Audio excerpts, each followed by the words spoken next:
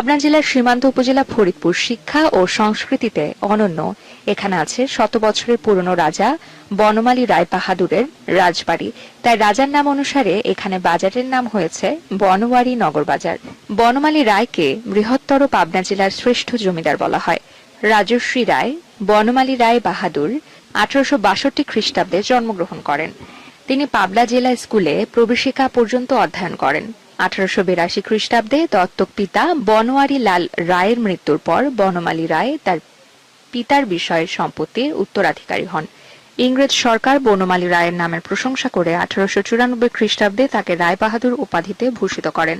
1914 খ্রিস্টাব্দের 23 নভেম্বর সুপ্রসিদ্ধ দানশীল জমিদার রাজর্ষি রায় বনমালী রায় বাহাদুর বৃন্দাবন ধামে দেহত্যাগ করেন।